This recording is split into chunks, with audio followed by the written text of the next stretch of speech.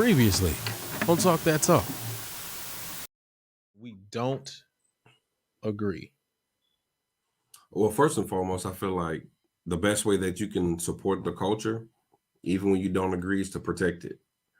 I've seen on this show several times when we strive to promote, specific shows or whatnot, and then the comments underneath it is, some derogatory statement or some derogatory comment from somebody else when it's not about quote unquote that particular institution, but it's just highlighting a historical black college or university in a positive way. That's supporting it. What I realize is through these conversations and whatnot, other cultures feel like they can chime in and say things because they see us do it. When we don't support our own, when we are where I'm from, we call fat mouth, when we fat mouthing, HBCUs and whatnot publicly and excoriating them and downplaying them, well, you're giving free reign for other cultures to do it as well. So don't be mad when they do it, because when they do it, they don't even have any ties to it, but they're following suit from what is being taught to them.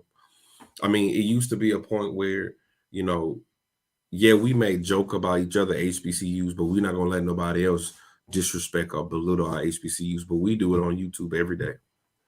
Um, One of the points that I thought of was in 1961. There was a great like debate conversation between James Baldwin and Nikki Giovanni. They were talking about the state of the black people, the orders of the house, and men versus women. They didn't agree with each other at all, but they never disrespected each other. Why? Honestly, as black people, we can't get to that point. You may not agree with the style of Norfolk. You may not agree with the style of FAMU. But what do they do that's well that you like, man, that's what's up?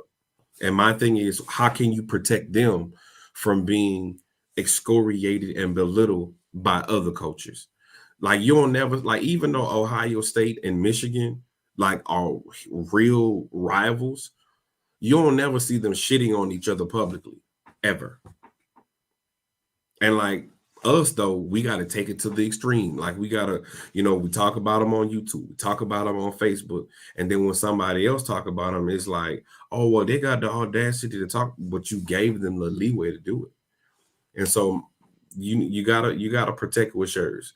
If we're gonna protect this HBCU thing, well, we need to protect each other in a manner where it's like, it's one thing to say, talk about a person, but it's another thing to be like, say, bro, I don't agree with it, but if you do it and it's positive, well, do your thing. That's why, respectfully, I see Rick's point when he speaks about mass ban. He sees my point. We may not agree totally on it, but I feel him on it, and we just keep it pushing. But that still don't mean I don't love him any less than what I.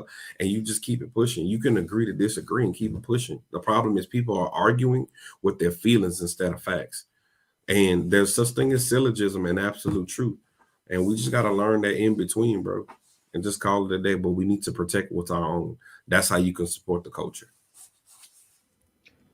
I just gotta say that protect what's our own is really, really, really something that I think about all the time.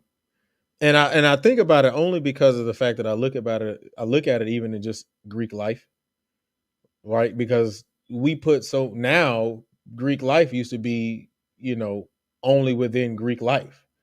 And now we put so much stuff out there, and then you get somebody like Lil Boosie hitting the shimmy daddy and wearing Capinalia, and then we like, oh, that's cap, that's trash. But we put it out there. We put it out there for the world to see. We put it out there for everybody to have, and then we comment on it. But then all of a sudden, it's an issue when somebody else does it. So I definitely agree. Protect the culture. I can't disagree with that one. But you're missing one. Well, I don't want to be. I don't want to come off as disrespectful. I think we're missing one part because I think No, you disrespectful, dog. All right, go ahead. Quan brought up disrespect amongst black people, right? I think the part that's missing. I've been watching a lot of documentaries over the day, like since Dr. Martin Luther King's birthday, and just before that, it's just been a lot going on. If you haven't seen this Emmett Till show on ABC. I strongly suggest you go watch it.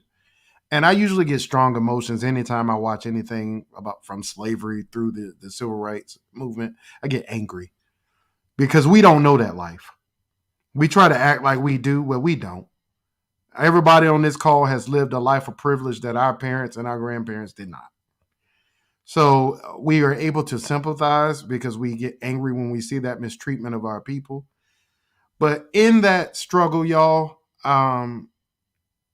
it was golly, Mamie Till, Emmett Till's mom. I watched an interview of hers on YouTube, and she said Black excellence was the standard for every Black person during that time because we were all fighting for something in lockstep with one another. You know, it's easy now, like political things, or some Black people to agree with this side or that side. Back then, I don't think it was no Black people saying, man, I think this separate but equal is where we need to stay. Well, I think, you know what I'm saying, this racism, I got to have it. I don't think nobody was saying that. I think we were in lockstep. And like we've talked about already on this show, things change. Like Maya brought it up. Things change. Technology happens, whatever. You know, but from the way we dressed to the way we carried ourselves in public, listening to how articulate some of those people were, you know, that didn't have the opportunity to go to college and stuff like we did. But yet some of the smartest people you ever met in your life. And they sound like it. You know what I'm saying? So I think that just overall, Black excellence is not the overarching thing anymore. I think that it's me above everything else, above us. It's not the us conversation anymore. And I see that a lot. I see that from how these bands fight with each other, and the other band is their mortal enemy. You know, like if you go to a said school, I can't be friends with you, I can't date you, blah blah blah, because you went to that school. Like it's just stupidity, and it's for band. Like it just baffles me. People getting beat up to be in band, like all these things that culturally make no sense to me. That so many of our friends and colleagues had to deal with in school, and now they expect it. So, yeah, I wonder if if it's still centered on Black excellence. But go ahead, Chief. First of all, what up, though? What up, though, bro? Man, what's good with y'all, man? It's good to see everybody. Yes, sir. You see, I'm rocking this 49ers water. Hey, man. Hey, I literally told my homeboy Saturday night we was playing the gig, and I was like, the Niners gonna beat the Cowboys. The Cowboys always choke, so sorry, Cowboys fans, but it's true. But I mean, I'm a Lions fan, so what I'm gonna say? Who cares? All right. I was thinking about the question, and everybody kind of answered with the things that I was going to say, which always happens when you go last on the show. But that's kind of that's the way it goes. But I saw a comment Charles Connor was saying, and I couldn't agree more with the idea that discretion and tact and decorum. That was actually what I was thinking. I was like, we have this idea that when you were talking about, Rick, just tie these two things together. You were talking about how we don't believe in Black excellence.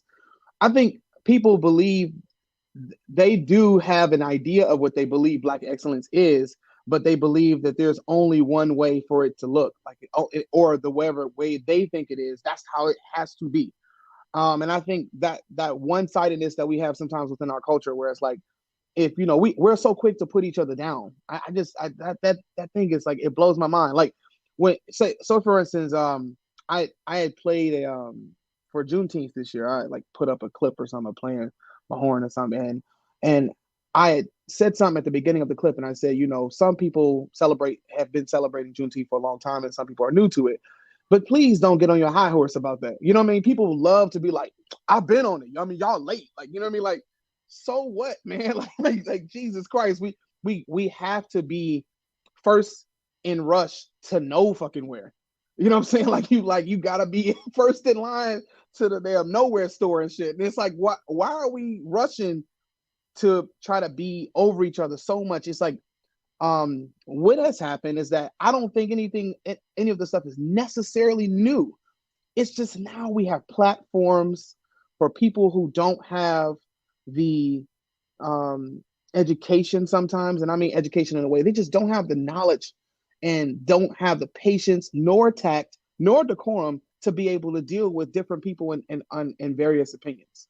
So when you have a platform, which are social media, even, you know, the irony of that, we're talking here on a social media platform, basically using our voices to try to speak on something. That's why we talk about so often about not being disrespectful, right? Not trying to talk to somebody, having a difference of opinion, but not being disrespectful. So, just like Maya was saying earlier, like, you know, we can have a disagreement, but it can stop there. You know, like we can agree to disagree and be able to move forward. Same as what Quan was saying. It's like, man, we really go into this space of um who's gonna be in like really first in line to the nowhere store.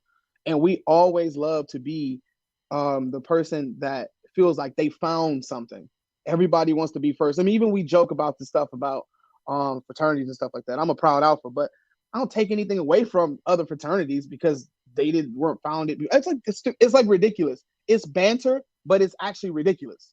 Because at the end of the day, people who are outside of our world don't give a crap about that.